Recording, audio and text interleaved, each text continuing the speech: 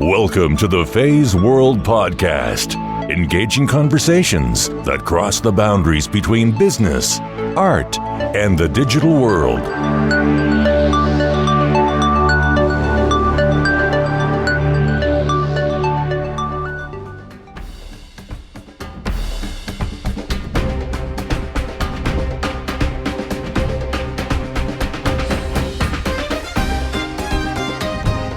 It's so easy to be like a family because like you have people all around the world and we learn from other people things and it's so fun.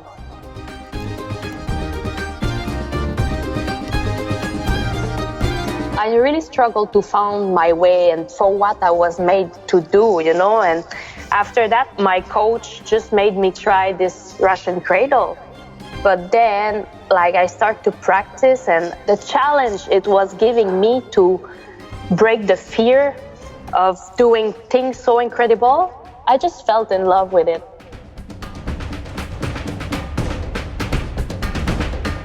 When you go for it, and there will be hard times in everything you do. It never can be easy because if it would be easy, everybody would do it. And I think, I found my way and myself into Russian Cradle because it just challenged me and I love it.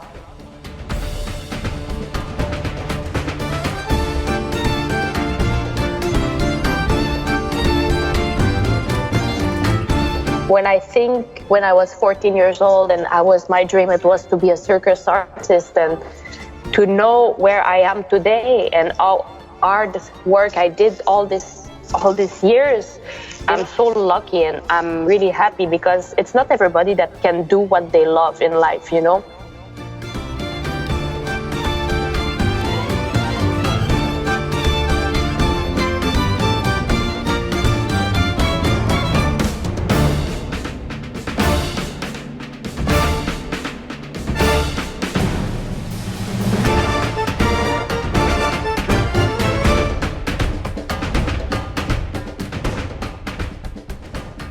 Hi guys, it's Faye, your host for the Feisworld podcast. I'm back for yet another episode this week with a lovely young lady named Anny Laplante.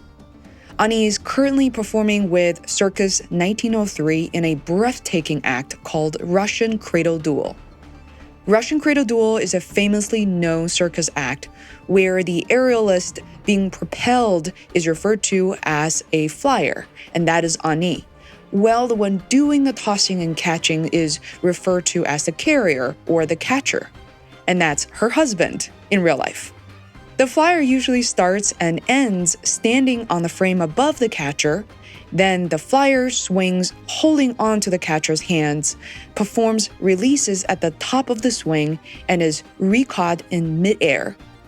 There are many technical aspects of this act I will leave out for now, but you can Google them fairly easily in terms of the strength and speed required for the tossing and throwing to be possible.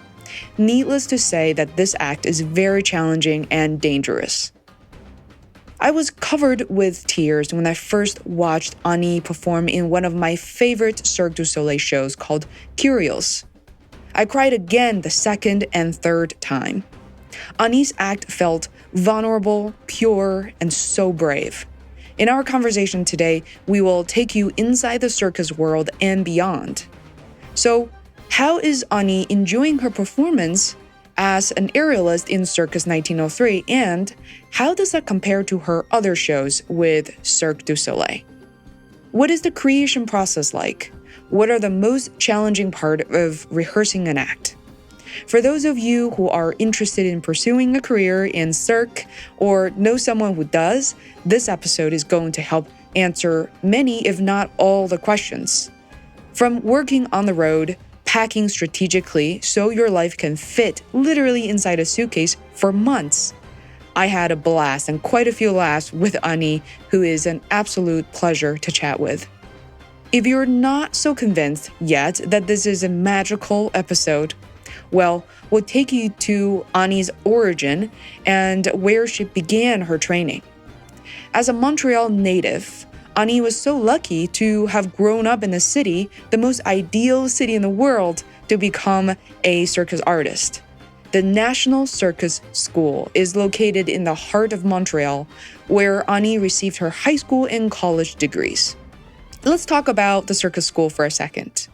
When it comes to the technical courses, we're talking about physical conditioning, dancing, acting, voice and music, performance and creation, as well as basic and more advanced techniques such as aerials, acrobatics, balancing, and manipulation. Some of the theory courses include circus history, applied anatomy, methodology, health and safety, staging techniques, and career management. Doesn't it sound a bit like Harry Potter?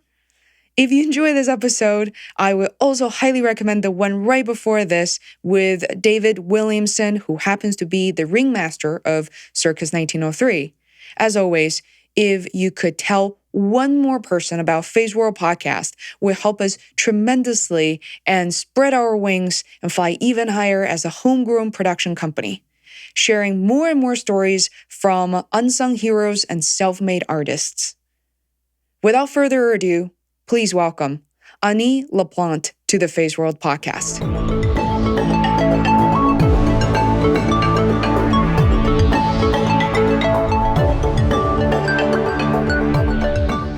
So Anny, I'm so glad to have you on the show.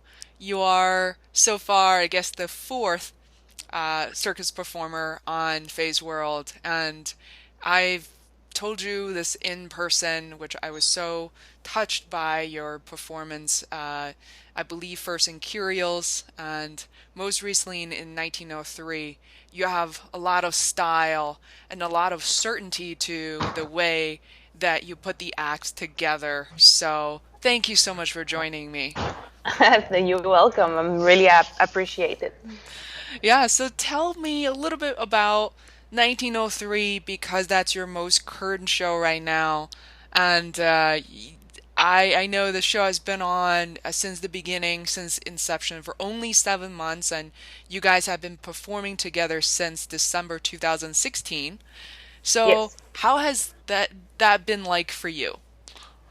But it was a bit crazy because we had a lot of TV show that we did. We had a lot of project that was coming on the side, and we knew that Circus 1903 was coming up, and we didn't know what to expect about it because it was a new show, new creation, and we create everything only in 2 weeks, so it was crazy. We were working like every day from morning to night, and it was like just like rehearsing and building all the parts of the show. So yeah, 2 weeks to create it's a big show anyway, and a big strong act. So it was crazy, but right now we really enjoy it. We do our act, and we are able to more be comfortable with our performance every day that we perform. So. Wow. So 2 weeks that you're working every single day. How long ago was that in 2016? We create from November, middle of November to end of November, and after we start touring in Australia, and now we are in US. So it was Australia plan, and now US until July 2017. So since you are an expert at this point with your husband for the Russian Cradle acts together, what did you have to change or modify for 1903? What did you have to do differently for this show? Our choreography is pretty much the same, but all the story around it's completely different. So it's allowed us to play differently than what we used to play before. We able to adapt our style to any kind of show. Right now it's more like a family show, so we cannot be as much sensual that we would normally be, but we adapt, and we anyway able to tell the story just in a different way. So it seems like you are part of the creation process as well, and you're not just an acrobat, but you are creating the show. Do you enjoy that process? Yeah, I think it's very enjoyable because the show itself is it's really easy like story, and it's the kids love it. You know, the kids are just crazy about it. So it's fun to be able to play your own character in front of the public because there's no restriction. They didn't tell us, oh, you have to be this character, and we're able to be ourselves, and this is, I think it's more interesting as artists because you have a liberty of be who you want to be on stage. Wow. So you mentioned a number of things at the beginning, and you two have been very successful with Cirque du Soleil, and you've been successful. So how were you drafted or identified for the 1903 show? What was that transition like for you? Because you had a lot of good options presented to you. We worked before with this company with a show called Le Noir, which it was we did a 3 weeks only in New Zealand, and we already knew this company. We already knew the people, the bosses, and the production. So we already felt comfortable. And 1903 looks like a very good opportunity because with the puppetries and everything, is something old, but it's remind us from where circus come from, And I think it was just like, that's it. We say, yeah, why not to try? And when we arrive and they show us the costumes and the style, it was fun. And, I had to do my hair like really like old style. And for me, it was weird, but I showed to my mom and she was like, oh, it's like your grandma was doing this, so it just remember so much memory from the history of circus. Wow. That's definitely sounds like a lot of fun. You mentioned you were working on a TV show as well. Yeah. Tell me a little bit about that. We start with TV show in America Got Talent.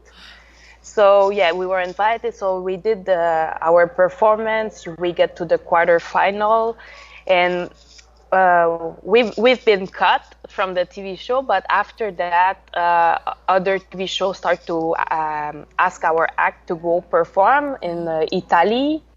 Italy Got Talent, and after Georgia Got Talent. So everything was fun after that. Like, we just had so many experience with TV show, and now we're more comfortable to work on TV again for the future. Recently, I learned more about how America were the same equivalent show for China, for Britain. It is a lot of people, my listeners may not know that it's very much a show, like a TV show, instead of a competition. Yeah, it's true. Yeah, there's a lot of artistic talent involved, but also sort of creating that TV drama and that. So, just want to clarify that. I think at this point, they know what I mean. It was a little bit difficult for us because, especially in America Got Talent, exactly what, as you say, it's a TV show. So it was difficult to be just ourselves and do how we would normally do because they ask us to do something different or whatever. But we adapt, and now we know how they work, and now we don't really worry about that. We just, okay, let's do it. Yeah. Well, speaking of fear and feeling fear being on the TV show or the letdown of something that doesn't necessarily happen, I have a tremendous amount of respect and also curiosity for someone like yourself and all the performers alongside of you, for this show, for Curios and beyond. The act, which I'm going to incorporate a little video on the blog post so people get to see the different performances that you have. It's a very, very scary one because I think I cried twice watching Curios because it looks really challenging, and I know, in fact, it is challenging. And you're petite, and and you're doing it's indescribable that you're flipping, you're doing all these, to me, acrobatical ballet, and there's a combination of everything you're trying to do in midair. Um, Mhm.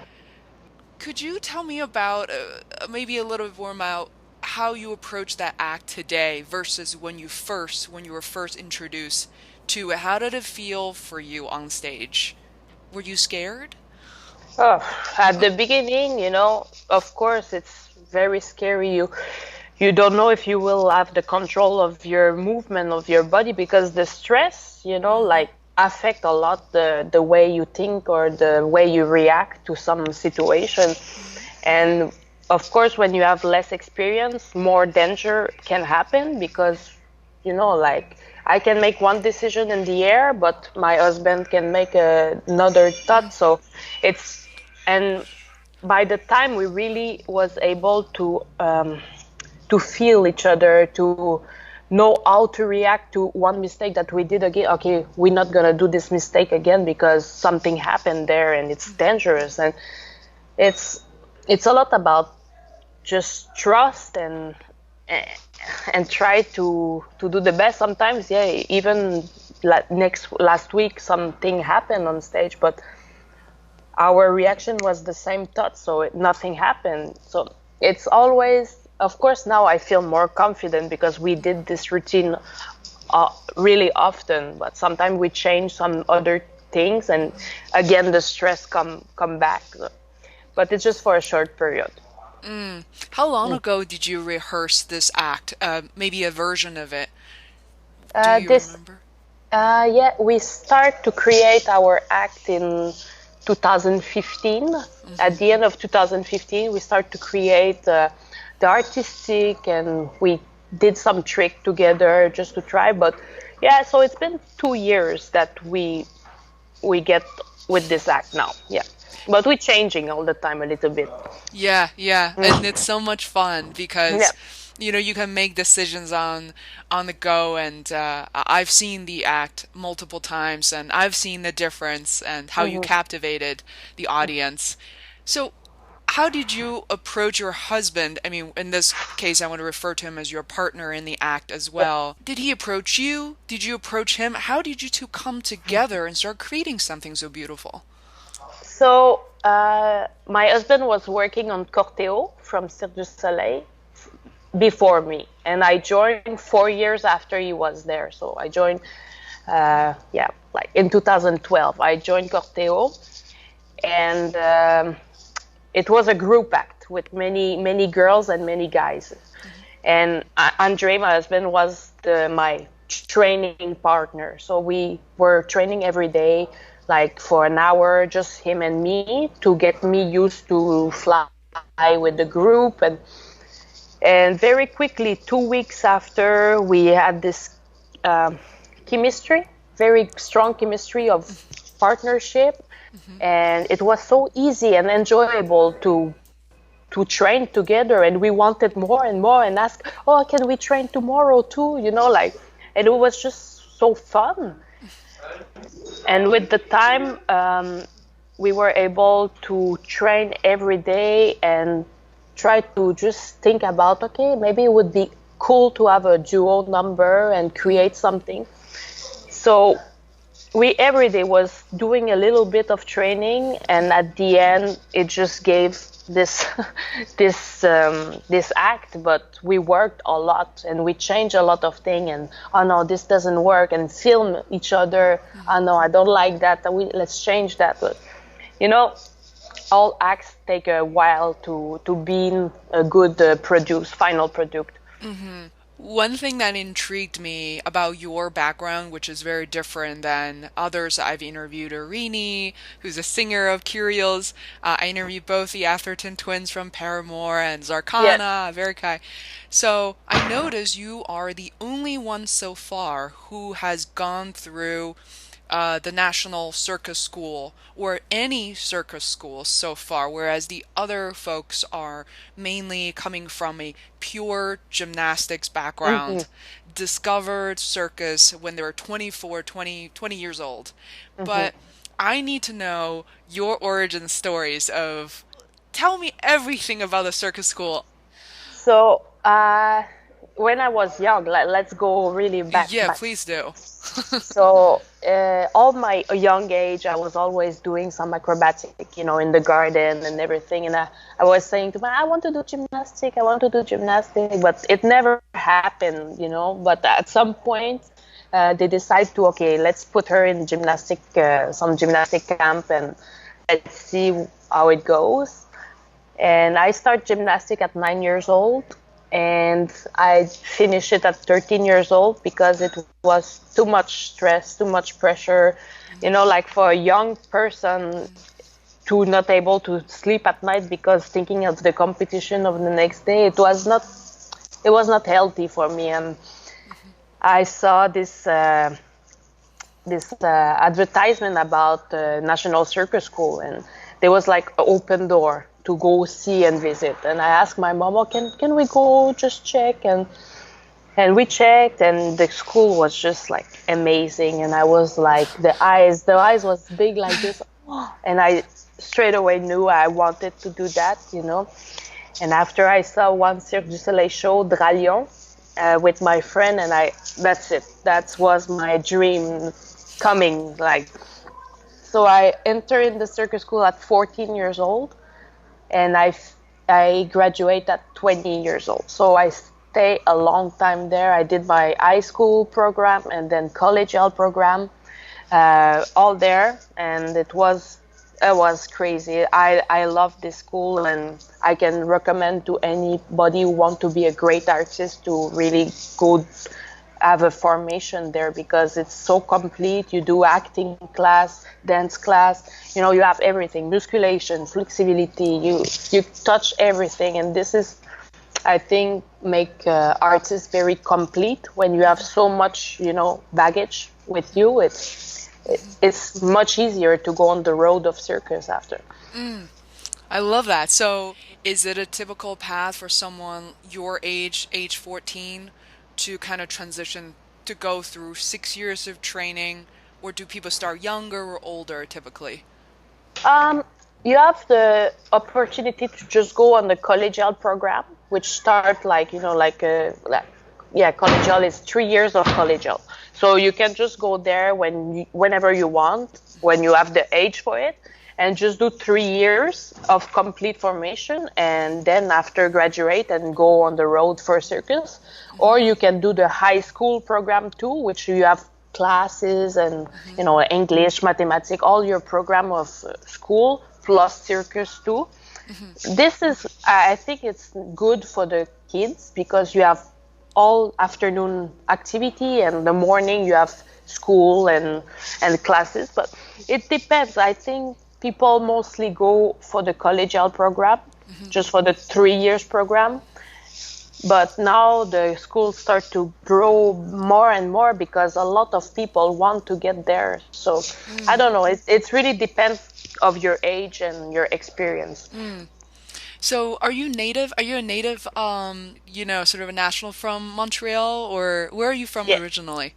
Montreal. Oh, wow. It's kind of a very convenient location for you to fall in love with the circus act. And when you went to school, what was the international aspects of things? Meaning, did you see many kids from other countries? Or they're mostly from Montreal? A lot of people come from everywhere around the world. There's people coming from Australia. There's people coming from Japan. It's really international, from everywhere. And a lot of coach are Russian there. So there's so many culture that it's so easy to be like a family, because you have people all around the world, and we learn from other people things, and they learn from so it's so fun. I also happen to have gone to an international school when I first got to the United States, and I felt really comfortable as a result. It wasn't me versus all the American kids, but there's all of us involved. Isn't it interesting because now you travel around the world, like literally all around the world. That experience from National Circus School probably really helped with your travel experience to some degree. Yeah. Oh, for sure, for sure. And because also, you get to know things from other people that, yeah, it's make it really more easy after when you go, you're not like surprised, like, oh my God, like you just already start to adapt from the school. And even like I was 17 and the school, National Circus School did an exchange with the Australian Circus School for 1 month. So I went at 17, 1 month in another family, stay there, have circus classes, and then 1 month later come back, and this experience like just make it so much baggage for you for the future. Wow. I was looking at the list of classes that you're taking, and like you mentioned, there's juggling, there's acting, there's stretching, there's human anatomy, everything you're learning there. What are some of the, your favorite subjects, and in school as well as, what are some of the acts that you're most interested in kind of honing in? Because you're a lot of things in the Yeah, air. I always wanted to be a flyer. It was my goal. I wanted to do like hand to hand, like acrobatic with a partner on the ground. Yeah. But yeah, so many people do that, and it's hard to get like your name out of many people because it's really common. And I also try Russian bar. It's like a bar. I was loving it, but the trio, like to be three people, it's always complicated, Then a duo, I always wanted to work with one partner. And I really struggled to find my way and found what I was made to do, And after that, like my coach just made me try this Russian cradle. And it was just for fun. I was really not thinking that I would be a Russian cradle flyer. But then, like, I started to practice, and I was good at it, and I was surprised. Oh, okay, I can do that, and that's cool. And the challenge it was giving me to break the fear of doing things so incredible. It was hard, like because always you train with the security launch, like some attachment. And when it's time to take out them, to try without, the feeling of fear. But you get used to it, and you're so proud of yourself when you do it, and everything work well. And that I don't know, like I just knew at this moment that it was for me. And the guys at the school was, hey, you have big balls to do that, and I was like, so yeah.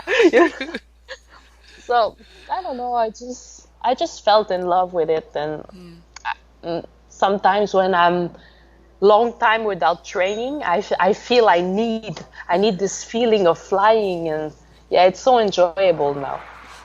There's so many parallels between circus and life, and I love how David Williamson says that in fact, life is a circus. And Yes.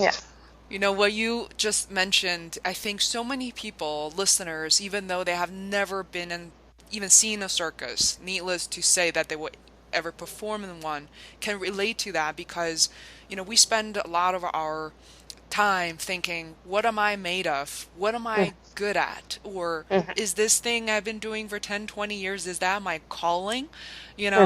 And I love what you're saying because I think you found it because you kept trying instead of sitting in the corner, calculating, perfecting, or just thinking. So when I trained, I felt a lot of time, but the goal is to stand up and do it again, stand up and do it again until you get it. And it's hard sometimes, it's frustrating. You want to do this and you're falling and you're falling and you're falling, and sometimes you hurt yourself. But yeah, I think to never give up on something, it's the best key of success, when you go for it. And yeah, there will be hard time in everything you do. It never can be easy, because if it would be easy, everybody would do it. And I think, I found my way and myself into Russian Cradle because it just challenged me, and I love it. It's made for me for sure. Wow, I love to hear that. So you said you fell more than a few times, and Oh, I often a lot. wow, tell me uh how do you typically fall, and what do you mean by falling from the Russian cradle act because you are very high up in the air? Yeah, well, sometimes one end can slip, and that's it. I go on the mat straight away, but I cannot always know which position I will land. One time I felt and I break my spine. Yeah, and I was staying in the hospital for a long time, and I couldn't walk. And but this was not with my husband. It was with another partner for a small contract, and it just didn't went well. He was missing experience too, and he tried to catch me, but I was too far, so I just land on the stomach with the legs, like on the sandwich, like opposite side, and I was in the hospital in Spain, and nobody was speaking English. It was terrible. Wow. But with my husband, nothing bad happened. We fell a couple times on the mats or something, but nothing bad happened. It just yeah, it just sometimes, when I'm tired or I can see some flashback of this accident, and it's hard on those days, but you know, I trust my husband. And so Yeah. I yeah. could see the trust that you even when you kind of gauge into each other's eyes, and even when I'm sitting farther away among the audience, I could just see that chemistry in a Mhm. way. There's that love, there's trust, there's experience. I could see something similar between the Atherton twins because they're identical twin Yeah, brothers. yeah. I talked to them. There's some similarities in terms of their act and Mhm. they're aerialists. And I remember Andy telling me that he said he will never let go. He said he Mm. will. It was so touching. It kind of drew tears to my eyes. And he said he will. If anything happens, he will go down with his brother. He will never Mhm. let him go. Mhm. So your experience that you broke your spine, how long did it take for you to heal from that accident? It's a good year, but I was young. I was 20, Mhm. and yeah, it's just before I entered to Cirque du Soleil in Corteo. So this year after this accident, I entered to Corteo and I started to train with Andre. But yeah, a good year, and I was in the hospital in Spain for like a full week. No, not moving on the morphine, like a Oh lot of God. medicine. Yeah, and I couldn't like stand up to go pee. They had to give me a bowl under my, like it was just it was difficult. And when I went home, I was thinking, Mm, should I do this again? Will I be able to perform again Russian Cradle? How my brain gonna react mhm, after? mm, But my desire and my I was missing this feeling. mm. And after I made audition for Cirque du Soleil, and they took me for the show, and the guys was so big, like so I was feeling confident already and a lot of experience.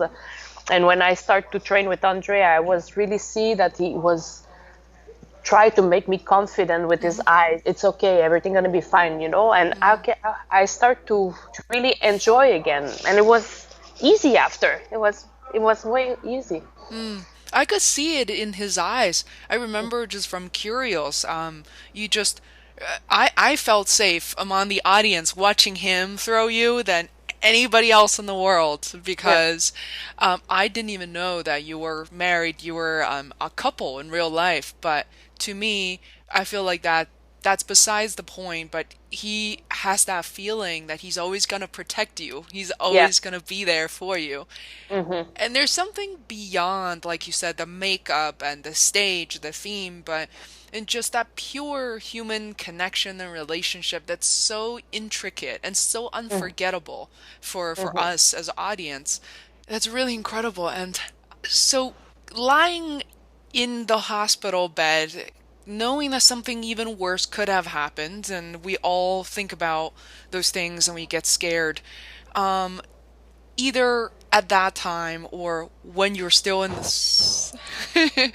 you're still in circus school, did you ever think about quitting to say, this was cool, but not anymore? Or did you ever try to talk yourself out of it?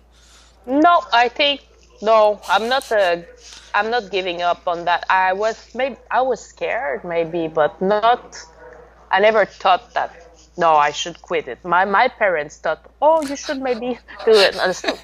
But like of course they got scared, and Uh-huh. I'm away, and they don't know if I will walk again or something like that. No, I never had this in mind to stop. I'm not a quitter. I'm never been quit. Like I don't know. Like for not for that. Wow. When you love an art and you're ready to give up everything, and I'm thinking, looking at all the acts, all the actors, aerialists and acrobats, um, I feel that there's that common sort of theme among you guys. If you didn't love this, I don't think you could possibly even do it. You'll have to love it. Yeah, yeah, and I think I don't know. When I think when I was 14 years old and my dream it was to be a circus artist, and to know where I am today and how hard work I did all these years, like I'm so lucky, and I'm really happy because it's not everybody that can do what they love in life.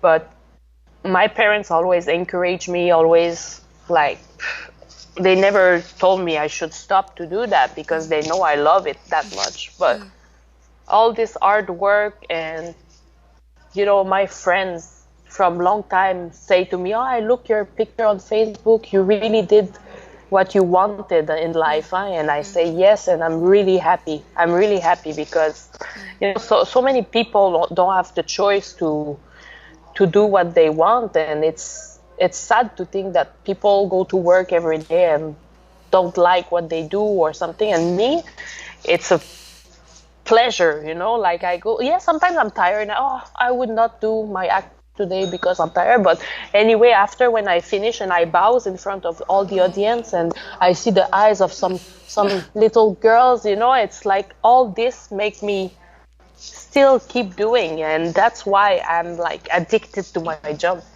Wow. That's that's incredible. How did your parents react when they watched you for the first time, second time? Did your mom have to look away and like, you know, Like wear my mom blinders? my mom was like this the full time. Oh no, oh no, and she was panic like sometimes, like even on the TV. When I'm beside her and we watch my performance again on the TV, she's still like this. But yeah, my father always like push me like a little bit. Yeah, you can do that. You can, like always gave me this proudness that I should be proud of what I do, and I have balls. And my father always have been on this way with me, and my mom always have been, yeah, yeah. So it's just fun. But like, even on gymnastic, my father, I was sometimes crying after my competition. It's like, next time you will do better, and that's it, and this always encouraged me too. And, yeah. Wow. You got the yin and you got the yang. So, Yeah, yeah, that's it. wow. Are you the only child by chance? No, I have one older brother, Wow. but he's not a circus artist. So I'm just the only one in the family that is the little clown of the family. That's amazing because it's not that you followed your Yep. cousins, your mom, your sibling, or anyone else. You knew Yeah, this is what you wanted to do. yeah. And when, as I told you, when I saw sometimes little girl in the audience with like big eyes and staring after watching my performance, this is make me go back in time when I saw my first Cirque du Soleil show, and I was the one like that, and now it's like it's like opposite, and it's so strange feeling, because when I saw those little girls, I'm like so upset. I want to hug them because they're so cute, and like I wish I can inspire them to do something crazy like that. Yeah, I think you did. There's no question. You was inspired big girls like myself to do something useful and Mm-hmm. meaningful with my life. And when it comes to Cirque du Soleil with Circus, to me, I sort of send that to you. To me, it's not entertainment. In fact, Mm-hmm. I don't like when people see it as entertainment or use it as purely entertainment. I think it's about life. It's Yeah. about lessons we need to learn about ourselves, even if we don't go up there 100 feet in the air and flip around and being tossed around. But there's something just sitting as part of the audience that I was learning constantly, and I'm learning in between shows to think about, Mm-hmm.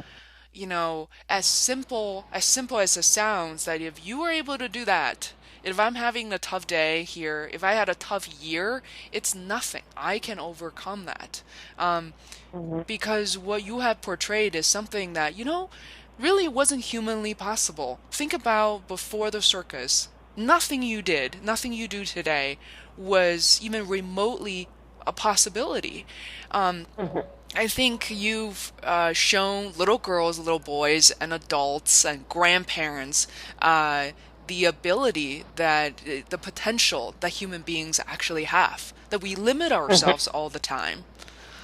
So tell me a bit about how your day is. Like, when do you wake up? When do you go to the gym? And when do you go to the show, typically? Um, Depends. Sometimes we have two shows. In the day that we have two shows, we try to not work out too much in the morning because it's too much. But when we have one show, usually we try to wake up around 9:30, 10, because we finish show late. It depends when the show are. But we wake up, take coffee, wake up a little bit, take shower, and then go to the gym. I do usually like some cardio, some a little bit like stabilization for my shoulder, because my shoulder is like Mm, my, my skill. Like without them I cannot work. So mm, I need to protect them. Good stabilization of the shoulder. For my husband, it's his back. mm, Because the back takes a lot of weight for him, back and legs. And so we do a little bit of training, then go grab something to eat, travel in the city if it's not too cold like here right mm. now. Boston and Detroit, yeah. And yeah, sometimes keep contact with family and friends online, and then go do my makeup 1 hour before the show, start to do makeup, hair, and ready to go. So, for instance, a lot of the show starts at around 7, or I know sometimes there's like a 9 o'clock show as well. Yeah. Yeah. So when do you have to get there? Like, for example, if the show starts at 7, when do you have to be backstage and ready to go? And makeup. Well, here with 1903, because it's in a theater, it's different than in a big tent. Because in a big tent, usually, you can be there all the time. But in the theater, they have limit hours that you cannot be there all the time. So the call is half hour before the show. Hmm. But for some people like me who need more time for the air, I'm arriving 1 hour before the show. But some people, like the contortionist example, she have a lot of like stretching to do, so she arrived like about 1 hour and a half before the show. So it depends of everybody. Wow. The guys have to do one line and a little bit airspray, and they are ready. So for them, it's easier. But for the girls, right now we don't have complicated makeup. It's not like Cirque du Soleil makeup, so it's very fast. It's easy. It's casual. You Hmm. do your makeup, so it's not so long. It's just more the hair, because the hairstyle is really like from 1903. It's a little bit different, so it's just the hair that takes a little bit more time. But Do you have a preference working in a theater versus tent? What do you like more? hmm, I I think. It's hard to say because there's on the tent, because the public is on the 360, almost 360. Yeah. This is a little bit more challenging because you have to play for everybody around. When you're on the theater, they are all in front, so you always play for them in front. It, for my husband, it's more hard for him to play all around. For me, it's easier because I do a lot of movement and I dance and I can see everybody. But for him, he's limited, So it's hard to say. I think I would say theater. Theater. Yeah. And the backstage, I think it's bigger. I like the look and feel of a tent, but I mean, I remember seeing, Roman and Rainey, everybody running around, and the space in the backstage is limited. There's like one shower, there's one clothing rack. It's just, it's hard to be a woman to say, I need a lot of space for my stuff. And because you do your makeup in a small case that you open and close, and it's not like in the theater, we have our space by couple or, like me and Andre, we are in one room. There's a shower for us, the bathroom. So good.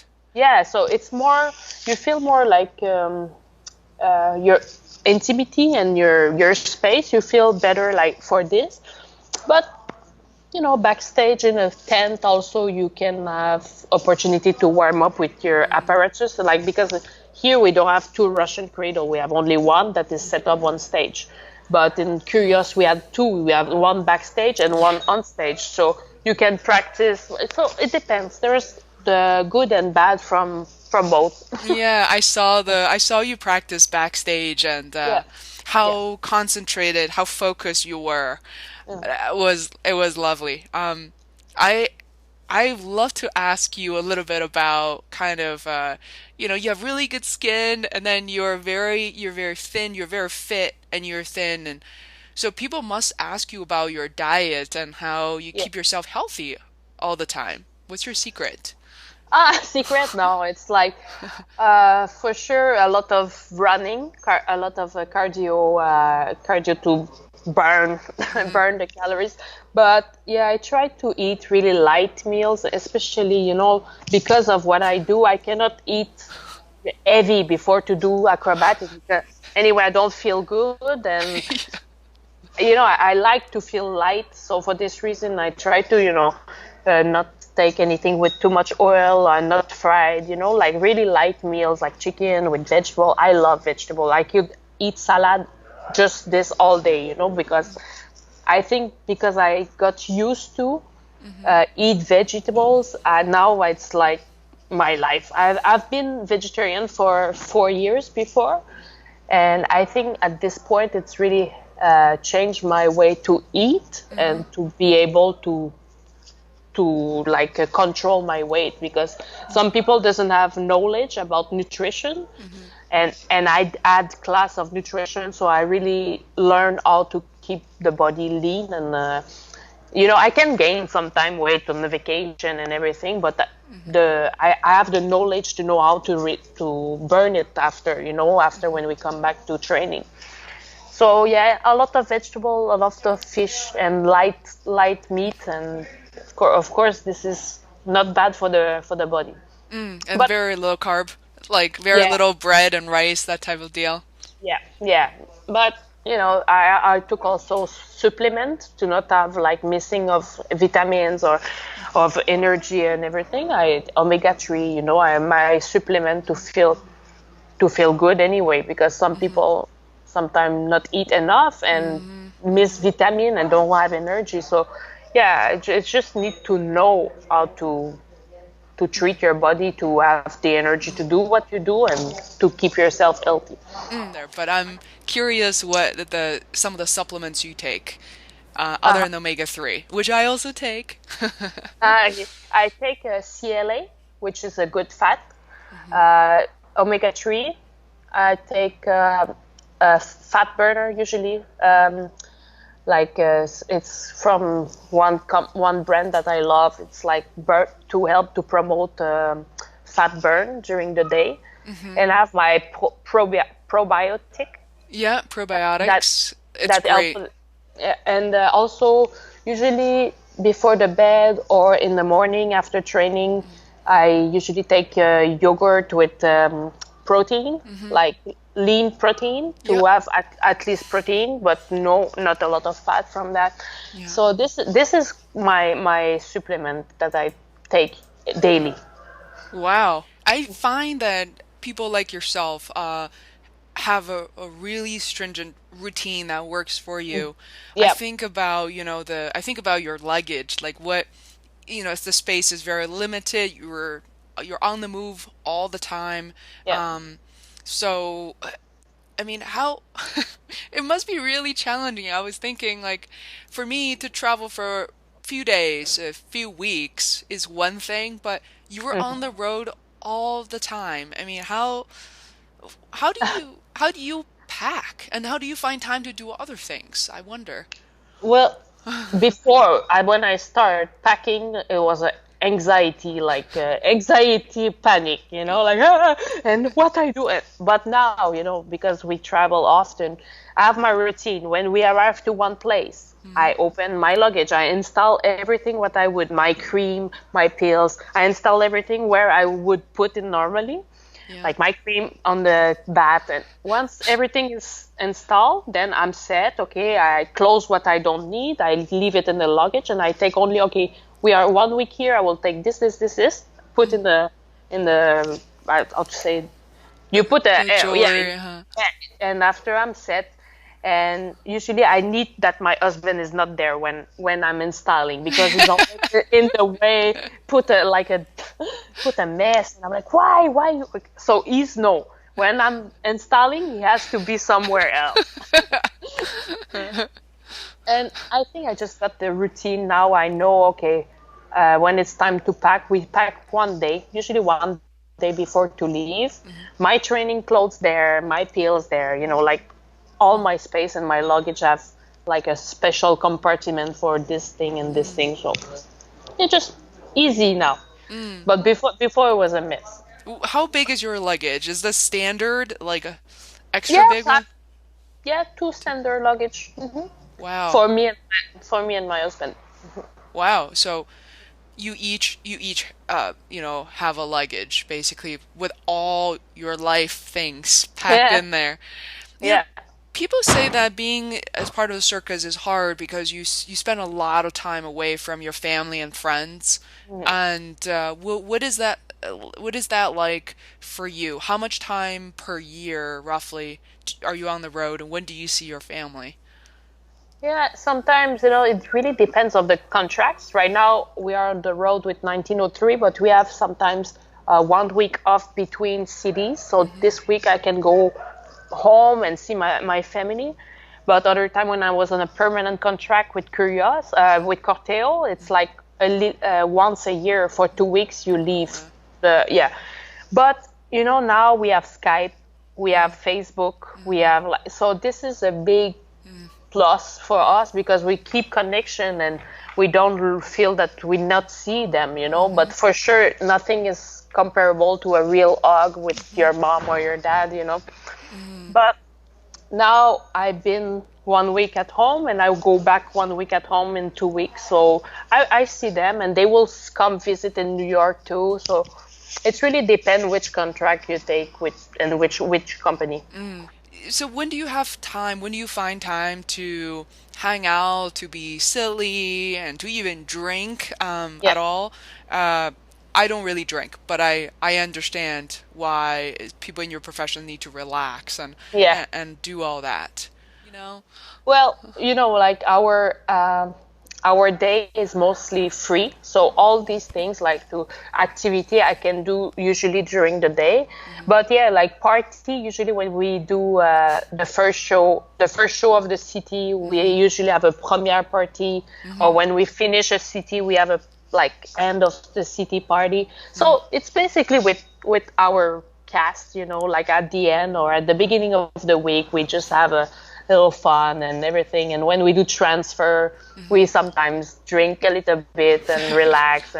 But sometimes with one day off, per week, you feel that you don't have opportunity to rest or to party. But after that, you can be 3 weeks on the working, and then you have 1 week off where you can be silly and crazy and just go on the beach or whatever, travel wherever you want to. That's so fun. Wow, thank you so much I was almost feel like it was rapid fire questions, and I want to know how it all works together.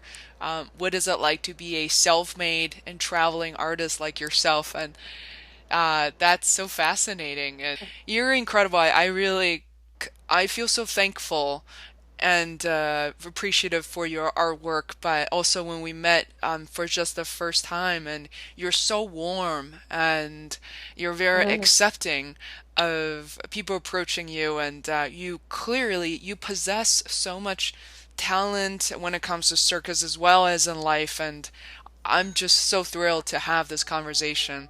Thank you. Have a good evening. Yeah, you too. Bye. Take care. Bye. Bye. Hey, it's Faye. I'm back for a few words at the end of the show. I hope you enjoy what you heard.